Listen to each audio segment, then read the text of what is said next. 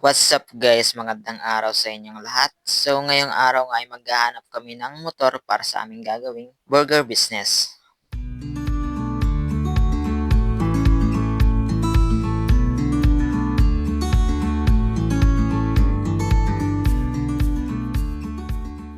What's up guys? Panibagong araw, panibagong vlog na naman tayo. Ako nga pala si Yabon at ngayong taong 2025, plano namin maging milyonaryo. At kung paano namin gagawin yon, panoorin ang buong video. Pero bago yon, let's roll the intro.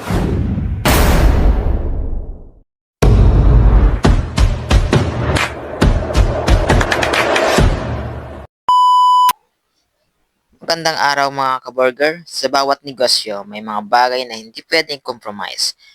Para sa amin, isa na rito ang motor para sa burger cart na kailangan namin. Kailangan matibay, maasahan at syempre, swak sa budget. Kaya nagpasya kaming maghanap ng perfect match para sa aming gagawing business. Una namin pinuntahan ang mga showroom ng premium bikes. Ang gaganda ng mga modelo, papunggahan, parang pangkarera. Pero habang nakatingin kami, napaisip ako, bagay ba to para sa burger cart? Hindi praktikal. Kailangan namin ng motor na hindi lang pang display, kundi pang araw-araw na trabaho. Sunod namin tinarget ang mga sikat na brands tulad ng Honda.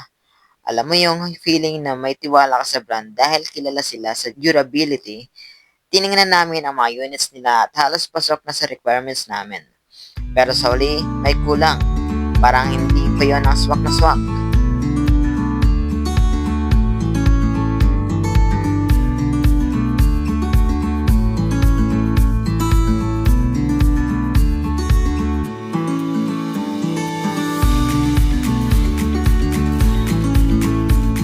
Pagdating namin sa Kawasaki, agad naming napansin ang CT125. Simple lang ang dating pero matibay ang build. Para bang sinasabing ako ang kasama mo sa hirap at ginhawa. Pinakinggan namin ng sales representative habang ini-explain ang mga specs ng motor na ito. Malakas ang makina pero matipid sa gasolina. May sapat na load capacity, perfect para sa bigat ng cart at ingredients. Subok na sa long-term na gamit, lalo na sa panghanap buhay. Habang tinitingnan ko yung motor, napangiti ako at eto na yon. Hindi ito flashy, pero praktikal. At higit sa lahat, kaya nitong sumabay sa pace ng negosyo namin.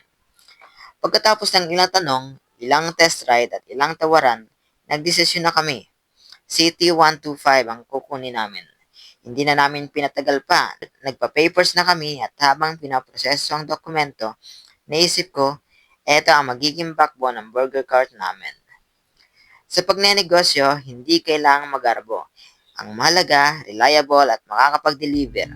Ngayon, tuwing tinitingnan ko ang CT125 namin, nakikita ko ang potensyal. Kaya nitong dalhin ng cart ang mga ingredients at higit sa lahat, ang pangarap namin. Excited na ako makita ito sa kalsada. Dala ang burger cart na pinaghirapan namin. Isa lang ang sigurado, hindi lang ito basta motor, partner ito ng negosyo. Sa mga naghahanap dyan ng sasakyan para sa hanap buhay nila, tandaan nyo, hindi kailangang mahalaga ang presyo, kundi kung paano ito sasuportahan ang mga pangarap mo. Ito ang CT125 namin, kasama sa bawat biyahe ng tagumpay. So hanggang dito na lang uli. Abangan nyo kami sa susunod naming mga vlog para sa burger business na ito.